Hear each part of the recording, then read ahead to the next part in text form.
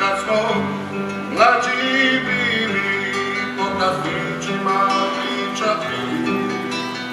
Pjevali smo Bana i Vilo, a nije se smjelo.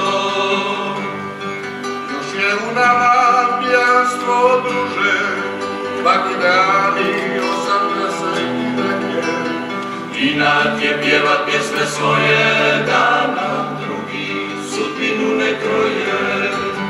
Čujte me, prijatelji moji, što vas na zemlja krije. Da vi niste hrabri bili, ne bi mi trobojnicu bili. Čujte me, prijatelji moji, što vas na zemlja krije. Da vi niste hrabri bili, ne bi mi trobojnicu bili.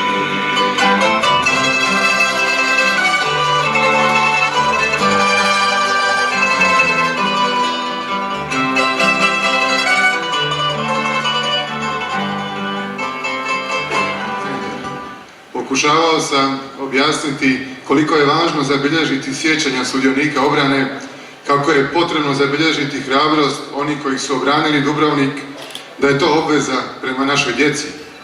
Blago rečeno, tada nisam naišao na razumijevanje dijela branitelja.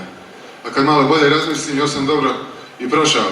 S obzirom na situaciju da ravnatelj nepoznatog i tek osnovanog arhiva Domovinskog rata traži od dubrovačkih branitelja da pričaju i pišu o svom ratnom putu, baš u razdoblju uhićenja generala Gotovine i agresivnog nastupa tužiteljstva Haškog suda prema hrvatskim braniteljima i Hrvatskoj, kad se svaka riječ vagala i tumačila na osebujan način. Nepovjerenje je bilo ogromno, što je i razumljivo. I onda se ukazao Oliver Pezo i projekt Zagonetka pobjede. Od ogromne količine snimljenih razgovora s braniteljima priređena je ova knjiga kao zbirka memoarskog gradiva s kronološki poredanim ispričanim događajima o obrani Dubrovnika. No njegova posebna vrijednost je u tome što će sačuvati sjećanje na heroje i Domovinski rat. Ovu knjigu gledam kao napisani spomenik generaciji koja je obranila Dubrovnik i stvorila suvremenu i neovisnu Republiku Hrvatsku. To je spomenik prije svega onima koji su svoj život i dijelove tijela položili u temelj Hrvatske države i slobode, kao i onima koji su zajedno s njima imali hrabrost suprotstaviti se 1991. srpsko-crnogorskom agresoru na južnom, odnosno dubrovačkom bojištu.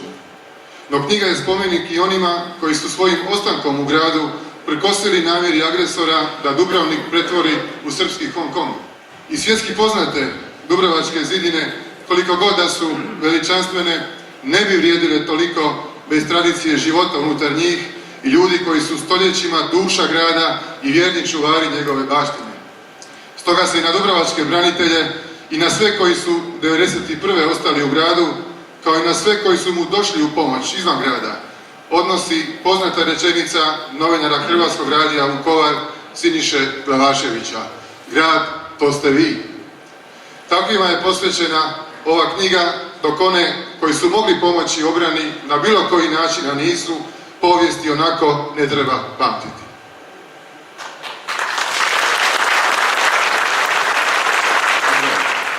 S ovih gotovo 1000 stranica knjige Zagonetka pobjede javnost će saznati mnoge do sada nepoznate detalje o obrani Dubrovnika i juga Hrvatske, a povjesničari su dobili vrijedan izvor koji omogućuje cjelovitije razumijevanje okolnosti u kojima se Dubrovnik branio i obranio.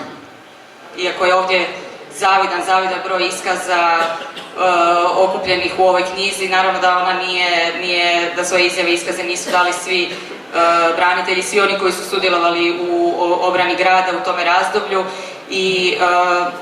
no smatram da bez obzira na to, dakle, da je ona temelj upravo zbog toga i za buduća i daljnja istraživanja, ali i naravno ovakva kakva jest također vrlo važan izvor za, ne samo za nas istraživače povijesti Domovinskog rata, već i sve one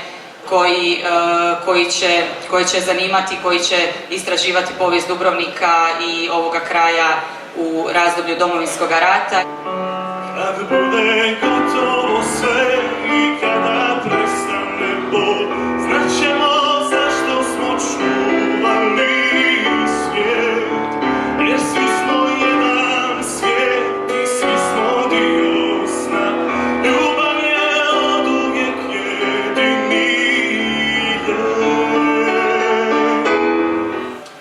Poklonili ste nam povjerenje i neizmjerno smo vam zahvalni na tome. Podijelili ste vaša sjećanja s nama, vrijedilo ih je čuti i obećajem kako ćemo se ubuduće truditi da se ne zaborave. Samo ću kratko zahvaliti svima, najviše na strpljenju kojeg ste iskazali nakon, evo, sad 8 godina već da se knjiga radila.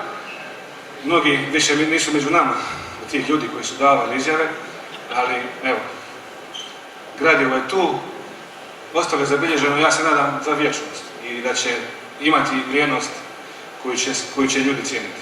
Dajem ti život, zemlja moja, i bit ću s tobom u dobru i u zlu. Podijelit s tobom sreću i tugu, Bog neka čuva